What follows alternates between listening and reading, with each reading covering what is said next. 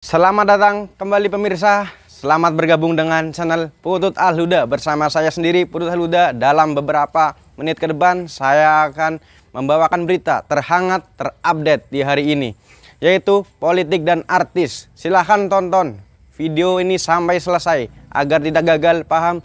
Salam waras, salam NKRI. Saksi mahkota akhirnya diperiksa hari ini. Motif sebenarnya pembunuhan Brigadir J bakal terungkap. Masyarakat Indonesia masih dibuat bertanya-tanya soal motif pembunuhan terhadap Brigadir J.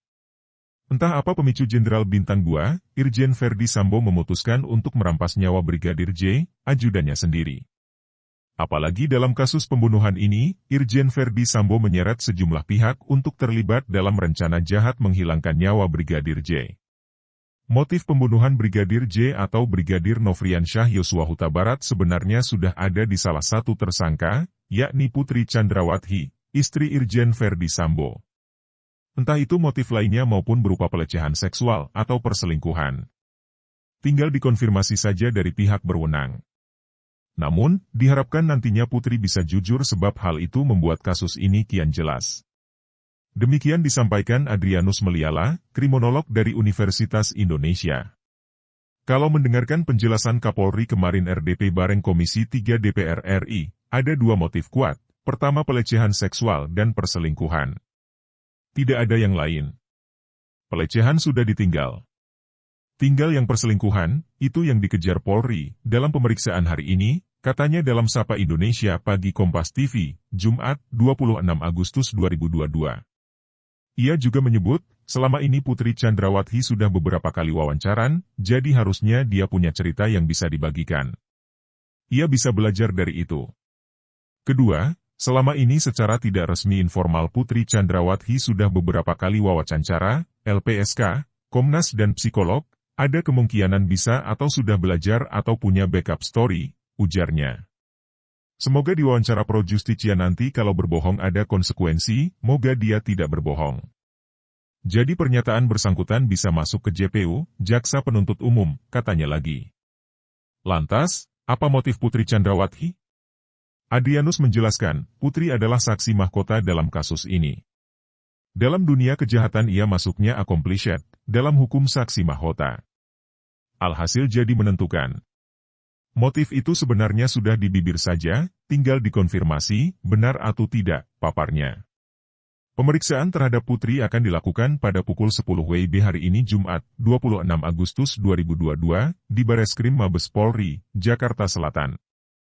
Salah satu poin pemeriksaan penyidik terhadap istri ex-Kadif Propam Polri itu ialah motif pembunuhan Brigadir J di Duren 3 pada 8 Juli 2022 lalu. Sebagaimana diketahui, Putri Chandrawati telah ditetapkan sebagai tersangka pembunuhan berencana Brigadir J bersama 4 orang lainnya, yakni Verdi Sambo, Baradae atau Richard Eliezer, Bribka RR atau Ricky Rizal, dan Kuat Maruf.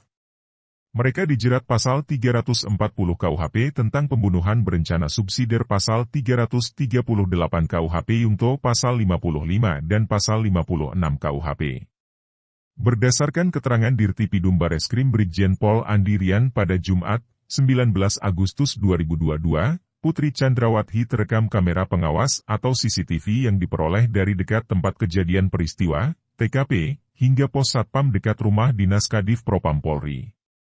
Putri juga disebut berada di lantai 3 ketika Verdi Sambo menanyai kesanggupan Bribka RR dan Barada Eliezer untuk menembak Brigadir J. Selain itu, Putri dan Verdi Sambo dikatakan menjanjikan uang tutup mulut kepada Baradae, Bribka RR dan Kuat Maruf. Proses banding Verdi Sambo setelah dipecat, PTDH. Majelis Sidang Kode Etik Profesi Polri memutuskan Irjen Verdi Sambo diberhentikan tidak dengan hormat, PTDH, lantaran melanggar Kode Etik Polri terkait penyidikan kasus tewasnya Brigadir J. Atas putusan yang dibacakan Ketua Sidang Kode Etik Profesi Polri Komjen Ahmad Doviri, mantan Kadif Propam Polri itu menyatakan banding. Kami mengakui semua perbuatan dan menyesali semua perbuatan yang kami telah lakukan terhadap institusi Polri. Namun mohon izinkan kami mengajukan banding, ujar Sambo dalam sidang etik yang diadakan di Gedung TNCC Polri, Jumat, 26 Agustus 2022. Irjen Verdi Sambo juga menegaskan apapun putusan banding nantinya, dirinya siap melaksanakan. Mohon izin, sesuai dengan pasal 69 PP, Perpol, 7, tahun 2022, izinkan kami mengajukan banding. Apapun keputusan banding, kami siap untuk laksanakan, ujar Sambo. Adapun permohonan banding ini tertuang dalam bab 5 Komisi Kode Etik Polri, KEP, banding Peraturan Kepolisian RI, Perpol, nomor 7 tahun 2022 tentang Kode Etik Profesi dan Komisi Etik Kepolisian RI.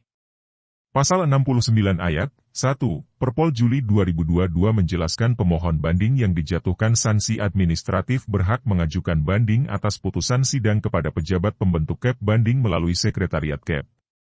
Ayat 2, pernyataan banding ditandatangani oleh pemohon banding dan disampaikan secara tertulis melalui Sekretariat KEP dalam jangka waktu paling lama 3 hari kerja setelah putusan sidang dibacakan KEP. Ayat 3, setelah adanya pernyataan banding, pemohon banding mengajukan memori kepada pejabat pembentuk KEP banding melalui Sekretariat KEP banding dalam jangka waktu paling lama 21 hari kerja sejak diterimanya putusan sidang KEP. Pasal 70 ayat 1, Perpol Juli 2022 menjelaskan Sekretariat KEP setelah menerima memori banding dari pelanggar memproses administrasi usulan pembentukan KEP banding kepada pejabat pembentuk KEP banding dalam jangka waktu paling lama 5 hari kerja. Ayat 2, pejabat pembentuk KEP banding menerbitkan keputusan pembentukan KEP banding paling lama 30 hari sejak menerima permohonan usulan pembentukan KEP banding. Ayat 3, Sekretariat KEP menyerahkan keputusan pembentukan KEP banding kepada perangkat KEP banding disertai berkas banding dan memori banding paling lama 2 hari kerja. Dalam pasal 71 ayat 1, Perpol Juli 2022 menyatakan KEP banding dibentuk oleh Kapolri. Ayat 2, menjelaskan Kapolri dapat melimpahkan kewenangan pembentukan KEP banding kepada Wakil Kapolri, untuk tingkat markas besar Polri dan Kepala Kepolisian Daerah, untuk tingkat Kepolisian Daerah. Dalam pasal 72 ayat 2, Perpol Juli 2022 menjelaskan KEP banding memiliki 3 wewenang.